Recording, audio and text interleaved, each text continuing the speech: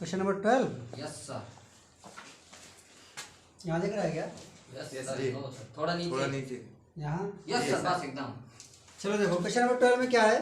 4 centimetre त्रिज्या वाले एक वृत्त के परिगत एक त्रिभुज एबीसी इस प्रकार खींचा गया है कि रेखाखंड बीडी और डीसी की लंबाइयाँ 8 और 6 हैं। भुजाएं एबी और एसी ज्ञात करना। इसका फिगर भी आपकी बुक में बना हुआ है। ठीक है। क्या है कि एक यहाँ पे सर्कल है और इसके बाहर बाहर क्या बना हुआ है? त्रिभुज बना हुआ है ऐसे। ठीक है। ये है ए बी और ये सी हो गया। ठीक है। अब यहाँ पे एक सेंटर पॉइंट है ओ और ये कितना है? डी। इसकी साइड की जो लेंथ है वो 6 सेंटीमीटर है और यहाँ पे 8 सेंटीमीटर है। यहाँ पे हम लोगों को क्या चीज़ प्रूव करनी है बताओ? यहाँ पे प्रूव क्या करना है मुझे? लेंथ ऑफ मतलब AC की क्या लंबाई। ठीक है। AC तथा AB की लंबाई, यही हम लोगों को यहाँ पे प्रूव करना है। ठीक है। अब जरा ध्यान से समझना, ये क्वेश्चन थोड़ा सा बड़ा भी है। बना लो। ठीक। नहीं बना तो लेना बाद में, पहले देख लो। तो ये है आपका 6 और ये है 8, बस इतनी सी बातें यहाँ पे पता है। और वृत्त की त्रिज्या भी आई थिंक 4 सेंटीमीटर बोला होगा, है ना? वृत्त की जो त्रिज्या है वो भी 4 सेंटीमीटर है, ऐसा क्वेश्चन में लिखा हुआ है। इतनी बात सबको समझ में आ गई? ये आपका बाह्य बिंदु है। तो बाह्य बिंदु से वृत्त पर खींची गई स्पर्शियां बराबर होती है ना। तो अगर यहाँ से यहाँ तक 6 है भैया, तो यहाँ से यहाँ तक भी तो 6 होना चाहिए। बताओ, यहाँ तक 6 होना चाहिए कि नहीं होना चाहिए? होना चाहिए। ये B से अगर D तक अगर 8 है तो B से लेके इस वाले पॉइंट तक भी 8 होना चाहिए। ठीक है। इसको E मान लिया मैंने और इसको F मान लिया। बताओ कोई दिक्कत? 6 ये था तो 6 ये हो गया, 8 ये था तो 8 ये हो गया। यहाँ पे आपने सेंटर से इस स्पर्श बिंदु को मिलाया है तो वही त्रिज्या है। और हम इस वाले सेंटर से अगर इसके स्पर्श बिंदु को मिलाऊंगा तो ये भी तो त्रिज्या कहलाएगा। और यहाँ से इसको मिलाऊंगा तब ये भी तो त्रिज्या कहलाएगा ना। उसके बाद इसको यहाँ से चाहो तो ज्वाइन करा दो इस वाले पॉइंट को, यहाँ से इसको पॉइंट को ज्वाइन करा दो, इसको यहाँ से ज्वाइन करा दो। ये फिगर हमारा बन गया। अब देखो ये इतनी चीज़ें हमको नहीं पता है। अगर हम इसको यक्स मान लें तो कोई दिक्कत नहीं होगी, क्योंकि हम अगर यक्स की वैल्यू निकाल देंगे तो 6 और यक्स जोड़ेंगे और इधर 8 और यक्स जोड़ेंगे तो हमारा AC और AB आ जाएगा। अब यहाँ पे मेन चीज़ क्या है कि हमें यक्स की वैल्यू निकालनी है। क्वेश्चन में क्या करना है? यक्स की वैल्यू निकालना है। और जरा ध्यान से समझना, ये जो बड़ा वाला ट्रायंगल देख रहे हो ABC, ये जो ABC बड़ा वाला ट्रायंगल देख रहे हो, इसके 3 हिस्से हो गए। एक जरा ध्यान से देखो, एक आपका OCB हो गया एक इधर से देखो AOB हो गया, ठीक। एक इधर से देखो AOC हो गया। तो बड़े वाले त्रिभुज के 3 हिस्से हो गए। तो कहने का मतलब है, अगर मैं ये लिखूं कि त्रिभुज ABC का जो क्षेत्रफल होगा, त्रिभुज ABC का जो क्षेत्रफल होगा वो इनके तीनों के अलग अलग क्षेत्रफल के योगफल के बराबर होगा कि नहीं होगा? मतलब त्रिभुज OCB कह सकते हो या COB कह दो। त्रिभुज COB का क्या क्षेत्रफल प्लस त्रिभुज BOA का क्षेत्रफल, त्रिभुज BOA का क्षेत्रफल और प्लस त्रिभुज AOC का क्षेत्रफल, त्रिभुज AOC का क्षेत्रफल। बताओ क्या इतनी बात सबको समझ में आ रही है? एक बड़ा सा त्रिभुज था, उसका जो क्षेत्रफल होगा, ठीक है, इनके जितने टुकड़े काट के निकालोगे सबके योग के बराबर ही तो होना चाहिए। ठीक, ये बात समझ में आ गई? कभी खिलौना उलौना जोड़े हो कि नहीं जोड़े हो? हैं? एक ट्रक है, उसे पहिया निकाल लो फिर सब जोड़ दो तो वही तो बनेगा। तो वैसे ही इस त्रिभुज का जो क्षेत्रफल आएगा वो इन तीनों त्रिभुजों के क्षेत्रफल के योग के बराबर आएगा। अब जरा ध्यान से समझने वाली बात यह है कि वो त्रिभुज जो आपका समकोण होता है, वो त्रिभुज जो समकोण होता है, यानी कि जिसमें आधार होता हो और ऊंचाई होती हो, उस वाले त्रिभुज का जो क्षेत्रफल होता है वो 1/2 आधार गुणे ऊंचाई होती है कि नहीं होती है? और जिसमें ऐसी कंडीशन ना हो, मतलब जिसमें लंब और आधार ना हो, आधार तो होवे करता बट लंब ना हो, ऊंचाई ना हो, तो ऐसे केसेस में त्रिभुज का क्षेत्रफल कैसे निकालते हैं? 9th क्लास में आपने पढ़ा था कि जब आपका त्रिभुज स्केलर होता है, मतलब विषम बाहु त्रिभुज जब होता है, जब त्रिभुज कैसा हो, विषम बाहु, क्योंकि कोई भुजा बराबर ना हो, तो उसका जब क्षेत्रफल निकालना होता था तो हम लोग एक हीरोन्स फार्मूला था उसका यूज करते थे कि नहीं करते थे? याद ही नहीं होगा।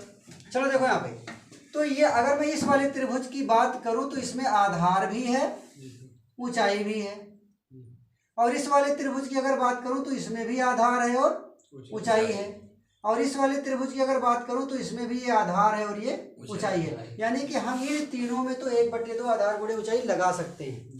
लेकिन ये जो बाहर वाला त्रिभुज देख रहे हो, इसमें ना तो कोई आधार है, ये सब अपने आप में आधार हैं, ठीक। ऊंचाई मिलेगी कहीं?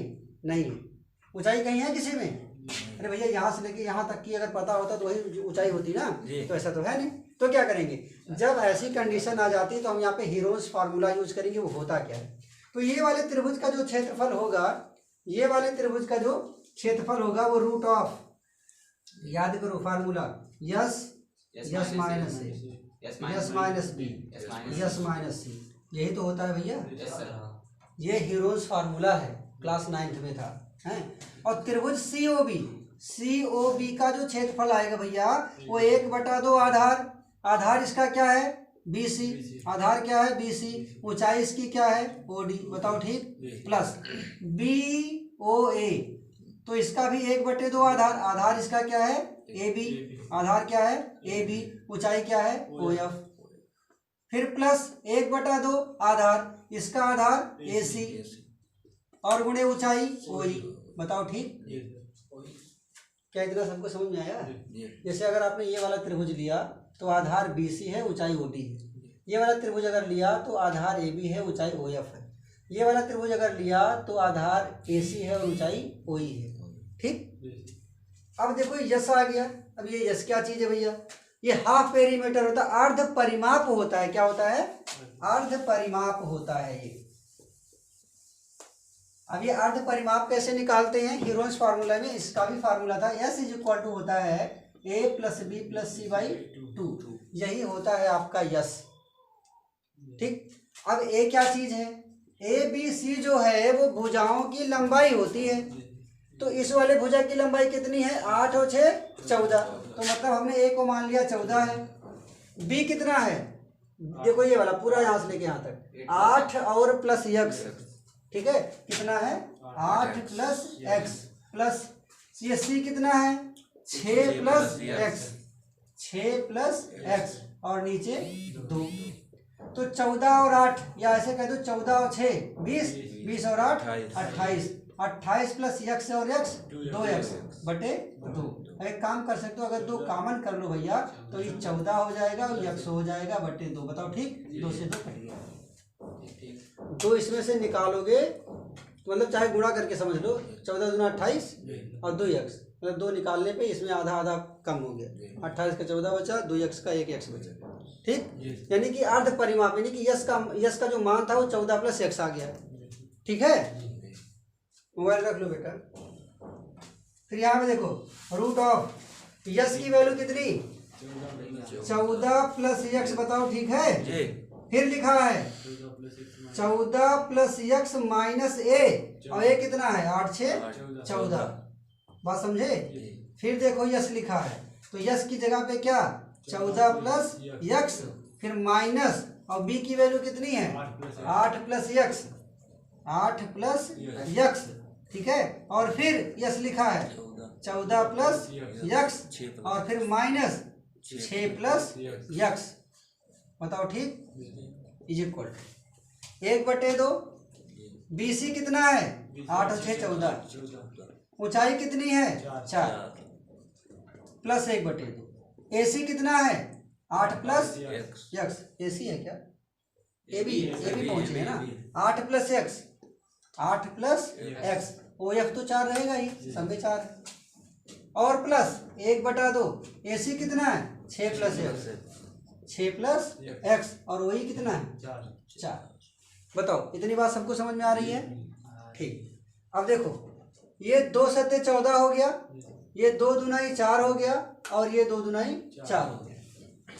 यहाँ भी देख लो रूट लगा दिया मैंने। 14 प्लस एक्स, 14 प्लस एक्स, यहाँ 14 प्लस में 14 माइनस में कट गया तो एक्स बचा। यहाँ जरा ध्यान से देखना, 14 plus x minus 8 minus x, 14 plus x minus 8 minus plus minus x, ठीक।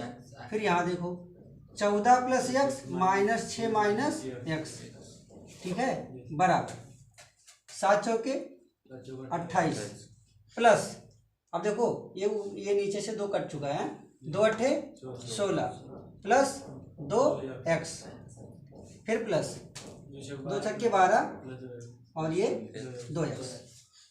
समझ में आ रहा है ना? चलो फिर आगे आ जाओ थोड़ा सा और, 14 प्लस एक्स, एक्स 14 में से 8 गया, पहले तो एक्स एक्स काट दो भाई, 1 प्लस 1 माइनस था, 14 में से 8 गया 6 बचा।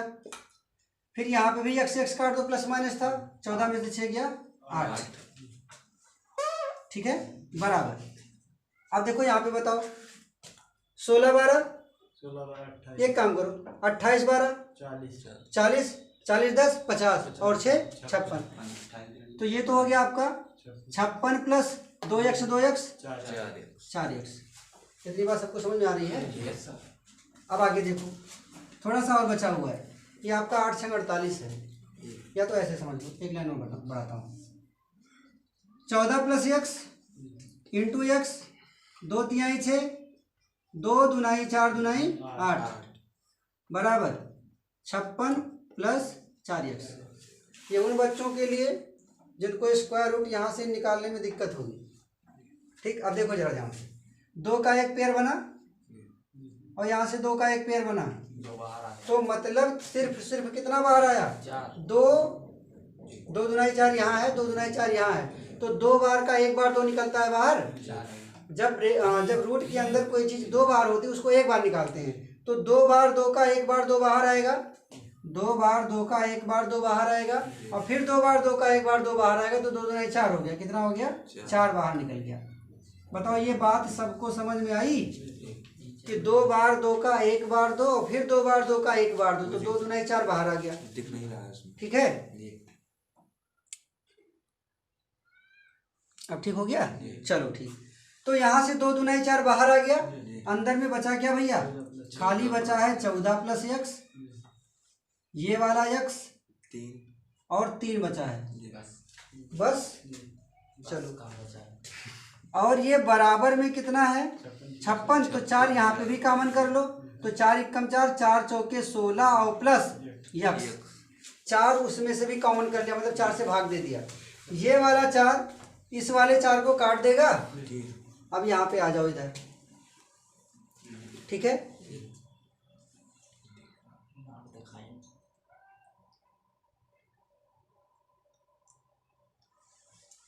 तो कितना बच रहा है रूट के अंदर?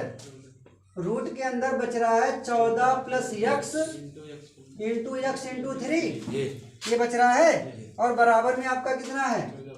14 प्लस एक्स। अब एक तरफ रूट लगा है, एक तरफ रूट नहीं लगा है, रूट हटाने के लिए वर्ग कर देते हैं, हाँ, स्क्वायरिंग ऑन बोथ साइड। तो अगर वर्ग करोगे तो वर्ग करने पे इधर का जो रूट था वो हट जाएगा, उधर स्क्वायर लग जाएगा, तो कहने का मतलब ये 14 plus x into 3x, x into 3x, और इधर का 14 प्लस एक्स पे स्क्वायर हो जाएगा।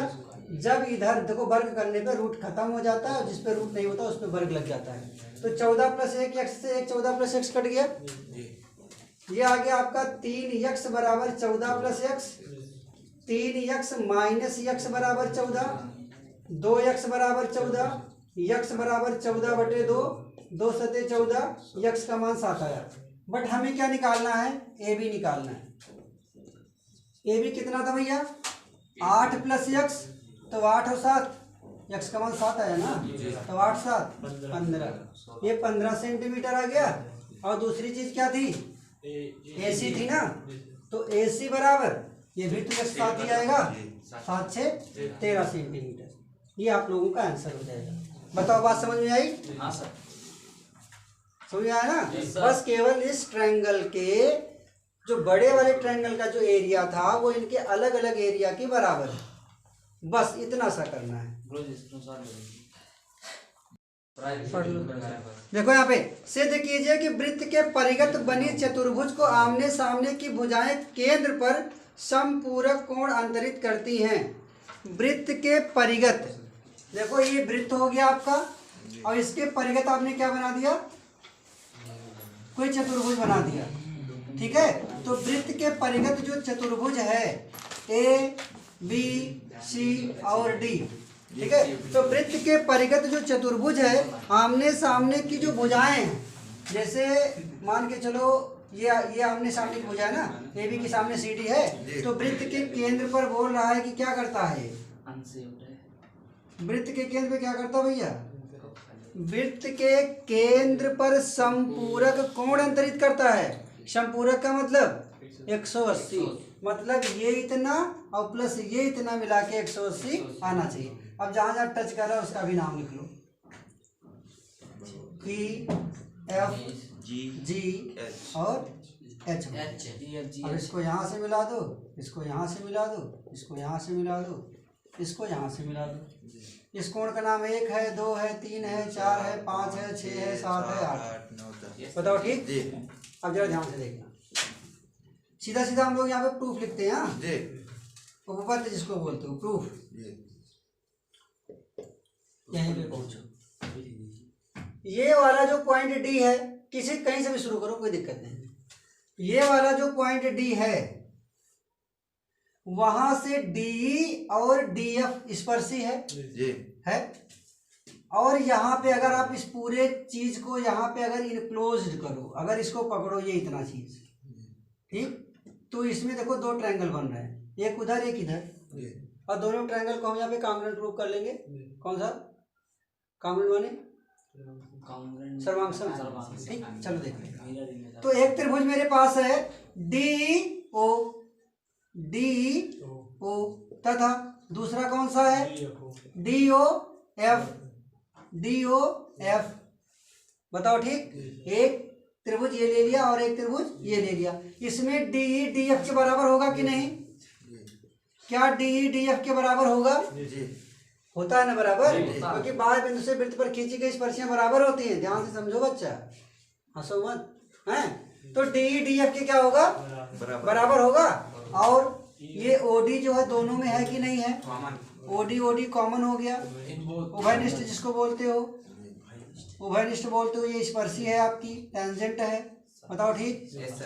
अभी देखो, जो केंद्र से स्पर्शी पे आता है वो 90 डिग्री होता है, जो केंद्र से स्पर्शी से आता है 90 डिग्री होता है। तो ई और एफ, एंगल ई और एंगल एफ, ये दोनों क्या हैं, 90 डिग्री हैं। तो जब किसी त्रिभुज के दो भुजाएं और एक कोण बराबर होते हैं तो दोनों त्रिभुज सर्वांगसम होते हैं। So we can say triangle DEO सर्वांगसम, ट्रायंगल डीओएफ। अब दोनों त्रिभुज सर्वांगसम हो गए। अगर सर्वांगसम हो गए तो हमको जरूरत किस चीज के, कोण की। मतलब एक कोण 8 के बराबर होगा, तो कोण एक जो है वो कोण 8 के बराबर होगा। बताओ ठीक, बात समझ में आ गई इतनी। तो अगर एक 8 के बराबर हो गया भैया, तो सी वाले पॉइंट से 2 3 के बराबर आएगा, बी वाले पॉइंट से 4 5 के बराबर आएगा, और ए वाले पॉइंट से 6 7 के बराबर आएगा। तो सिमिलरली इसी प्रकार अब देखो प्रूव करने की जरूरत है नहीं, जैसा हम लोगों ने ये किया सेम ऐसे ही क्या क्या प्रूव कर लेंगे। 2 3 के बराबर है, 2 3 के बराबर है, 4 5 के बराबर है, 6 7 के बराबर है। बस भैया हो गया।